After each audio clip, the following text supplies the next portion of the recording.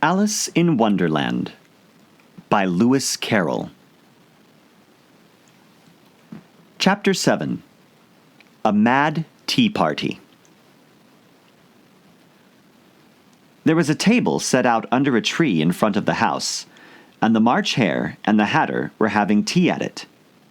A dormouse was sitting between them, fast asleep, and the other two were using it as a cushion, resting their elbows on it and talking over its head. Very uncomfortable for the dormouse, thought Alice. Only, as it's asleep, I suppose it doesn't mind. The table was a large one, but the three were all crowded together at one corner of it. "No room, no room," they cried out when they saw Alice coming. "There's plenty of room," said Alice indignantly, and sat down in a large armchair at one end of the table. "Have some wine?" the March Hare said in an encouraging tone. Alice looked all round the table, but there was nothing on it but tea. "I don't see any wine," she remarked. "There isn't any," said the March Hare. "Then it wasn't very civil of you to offer it," said Alice angrily. "It wasn't very civil of you to sit down without being invited," said the March Hare. "I didn't know it was your table," said Alice. "It's laid for a great many more than three." "Your hair wants cutting," said the Hatter. He had been looking at Alice for some time with great curiosity, and this was his first speech. "You should learn not to make personal remarks," Alice said with some severity. "It's very rude." The Hatter opened his eyes very wide on hearing this, but all he said was, "Why is a raven like a writing desk?" "Come, we shall have some fun now," thought Alice. "I'm glad they've begun asking riddles. I believe I can guess that," she added aloud. "Do you mean that you think you can find out the answer to it?" said the March Hare. "Exactly so," said Alice. "Then you should say what you mean," the March Hare went on. "I do," Alice hastily replied. At least I mean what I say. That's the same thing, you know." "Not the same thing a bit," said the Hatter. "Why, you might just as well say that I see what I eat is the same thing as I eat what I see." "You might just as well say," added the March Hare, "that I like what I get is the same thing as I get what I like." "You might just as well say," added the Dormouse, who seemed to be talking in his sleep, "that I breathe when I sleep is the same thing as I sleep when I breathe." "It is the same with you," said the Hatter, and here the conversation dropped, and the party sat silent for a minute, while Alice thought over all she could remember about ravens and writing desks, which wasn't much. The Hatter was the first to break the silence. "What day of the month is it?" he said, turning to Alice. He had taken his watch out of his pocket and was looking at it uneasily, shaking it every now and then and holding it to his ear. Alice considered a little and said, "The 4th. "2 days wrong," sighed the Hatter. "I told you butter wouldn't suit the works," he added, looking angrily at the March Hare. "It was the best butter," the March Hare meekly replied. "Yes, but some crumbs must have got in as well," the Hatter grumbled. "You shouldn't have put it in with the bread knife." The March Hare took the watch and looked at it gloomily. Then he dipped it into his cup of tea and looked at it again. But he could think of nothing better to say than his first remark. "It was the best butter, you know." Alice had been looking over his shoulder with some curiosity. "What a funny watch," she remarked. "It tells the day of the month and doesn't tell what o'clock it is." "Why should it?" muttered the Hatter. "Does your watch tell you what year it is?" "Of course not," Alice replied very readily. "But that's because it stays the same year for such a long time together." "Which is just the case with mine," said the Hatter. Alice felt dreadfully puzzled. The Hatter's remark seemed to her to have no sort of meaning in it, and yet it was certainly English. "I don't quite understand you," she said, as politely as she could. "The Dormouse is asleep again," said the Hatter, and he poured a little hot tea onto its nose. The Dormouse shook its head impatiently and said without opening its eyes, Of course, just what I was going to remark myself. Have you guessed the riddle yet? The Hatter said, turning to Alice again. No, I give it up, Alice replied. What's the answer? I haven't the slightest idea, said the Hatter. Nor I, said the March Hare. Alice sighed wearily. I think you might do something better with the time, she said, than wasting it in asking riddles that have no answers. If you knew time as well as I do, said the Hatter, you wouldn't talk about wasting it. It's him. I don't know what you mean, said Alice. Of course you don't, the Hatter said, tossing his head contemptuously. I dare say you've never even spoke to time. Perhaps not, Alice cautiously replied. But I know I have to beat time when I learn music. Ah, that accounts for it, said the Hatter. He won't stand beating. Now, if you only kept on good terms with him, he'd do almost anything you liked with the clock. For instance, suppose it were 9 o'clock in the morning, just time to begin lessons. You'd only have to whisper a hint to time, and round goes the clock in a twinkling. 1:30, time for dinner. I only wish it was, said the March Hare to itself in a whisper. That would be grand, certainly, said Alice thoughtfully. But then, I shouldn't be hungry for it, you know. Not at first, perhaps, said the Hatter. But you could keep it to 1:30 as long as you liked. Is that the way you manage? Alice asked. The Hatter shook his head mournfully. Not I, he replied. We quarreled last March. Just before he went mad, you know, pointing with his teaspoon at the March Hare. It was at the great concert given by the Queen of Hearts, and I had to sing, Twinkle, twinkle, little bat, how I wonder what you're at. You know the song, perhaps? I've heard something like it, said Alice. It goes on, you know, the Hatter continued, in this way. Up above the world you fly, like a tea-tray in the sky, a twinkle, twinkle. Here the Dormouse shook itself and began singing in its sleep, Twinkle, twinkle, twinkle, twinkle, and went on so long that they had to pinch it to make it stop.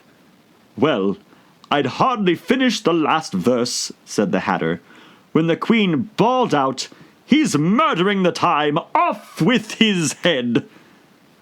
How dreadfully savage, exclaimed Alice.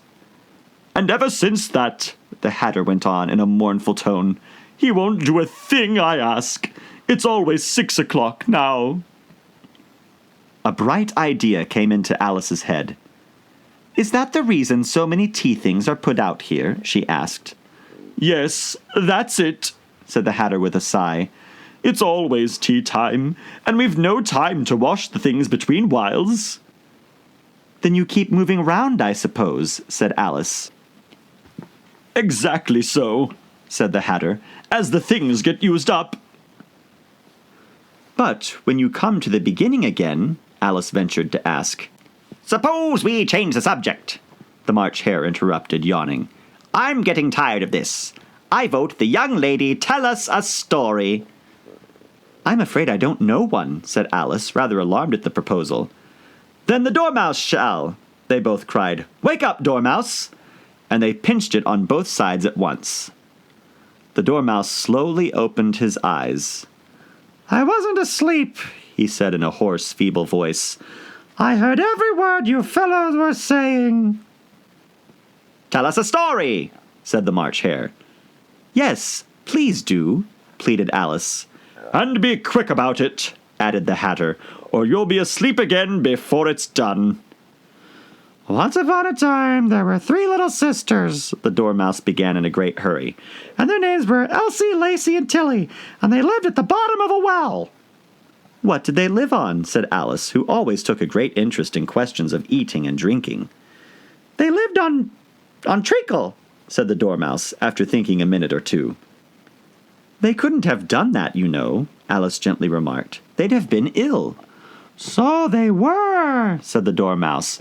"Very ill." Alice tried a little to fancy to herself what such an extraordinary way of living would be like, but it puzzled her too much, so she went on. "But why did they live at the bottom of a well?" "Take some more tea," the March Hare said to Alice very earnestly. "I've had nothing yet," Alice replied in an offended tone, "so I can't take more." "You mean you can't take less," said the Hatter. "It's very easy to take more than nothing." "Nobody asked your opinion," said Alice. "Who's making personal remarks now?" the Hatter asked triumphantly. Alice did not quite know what to say to this, so she helped herself to some tea and bread and butter, and then turned to the Dormouse and repeated her question, "Why did they live at the bottom of a well?" The Dormouse again took a minute or two to think about it, and then said, "It was a trickle well." "There's no such thing." Alice was beginning very angrily, but the Hatter and the March Hare went shh, shh, and the Dormouse sulkily remarked, "If you can't be civil, you'd better finish the story for yourself." "No, please go on," Alice said very humbly. "I won't interrupt you again. I dare say there may be one." "One indeed," said the Dormouse indignantly. However, he consented to go on. "And so these three little sisters, they were learning to draw, you know." "What did they draw?" said Alice, quite forgetting her promise. "Treacle," said the Dormouse, without considering at all this time. "I want a clean cup," interrupted the Hatter. "Let's all move one place on." He moved on as he spoke, and the Dormouse followed him. The March Hare moved into the Dormouse's place, and Alice, rather unwillingly, took the place of the March Hare. The Hatter was the only one who got any advantage from the change, and Alice was a good deal worse off than before, as the March Hare had just upset the milk jug into his plate. Alice did not wish to offend the Dormouse again, so she began very cautiously, "But I don't understand. Where did they draw the treacle from?" "You can draw water out of a water well," said the Hatter, "so I should think you could draw treacle out of a treacle well. Eh, stupid?" "But they were in the well," Alice said to the Dormouse, not choosing to notice this last remark. "Of course they were," said the Dormouse. "Well in." This answer so confused poor Alice that she let the Dormouse go on for some time without interrupting it. "They were learning to draw," the Dormouse went on, yawning and rubbing its eyes, for it was getting very sleepy.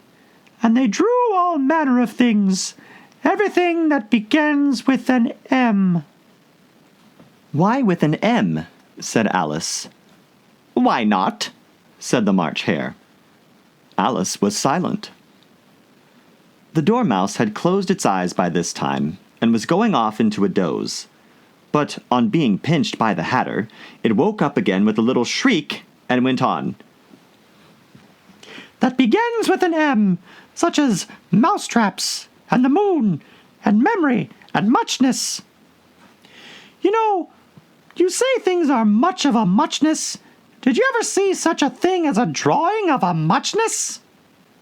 "Really, now you ask me," said Alice, very much confused, "I don't think—" "Then you shouldn't talk," said the Hatter. This piece of rudeness was more than Alice could bear, so she got up in great disgust and walked off. The Dormouse fell asleep instantly, and neither of the others took the least notice of her going, though she looked back once or twice, half hoping that they would call after her. The last time she saw them, they were trying to put the Dormouse into a teapot.